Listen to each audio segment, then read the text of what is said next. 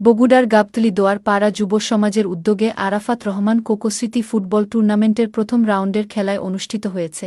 খেলা শুরুর পূর্বে বিএনপির চেয়ারপারসন বেগম খালেদা জিয়ার সুস্থতা কামনা করে দোয়া করা হয়। খেলায় প্রধান অতিথি হিসেবে উপস্থিত ছিলেন নাওরামালা ইউনিয়ন বিএনপি সহ সাংগঠনিক সম্পাদক ও সাবেক ইউপি সদস্য মতিউর রহমান মতি। সভাপতিত্ব করেন বিশিষ্ট ব্যবসায়ী শাহাদাত হোসেন। প্রধান পৃষ্ঠপোষক গাবতলী উপজেলা তাঁতিদলে সিনিয়র সহ সভাপতি জুয়েল সরকার। বরণ্য অতিথি গাবতলী উপজেলা যুবদলের সাবেক যুগ্ম আহ্বায়ক হজরত আলী, নারুয়ামালা ইউনিয়ন যুবদলে যুগ্ম আহ্বায়ক আব্দুর রাজ্জাক রয়েল, উপজেলা তাঁতিদলে যুগ্ম সাধারণ সম্পাদক নুরুল ইসলাম মানিক।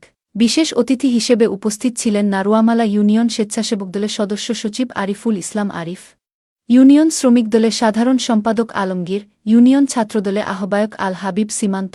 আরও উপস্থিত ছিলেন টুর্নামেন্টের সভাপতি জাকিরুল ইসলাম, উপজেলা ছাত্রদলের সহ সাংগঠনিক সম্পাদক সজীব মণ্ডল জয় সহ এলাকার গণ্যমান্য ব্যক্তিবর্গ।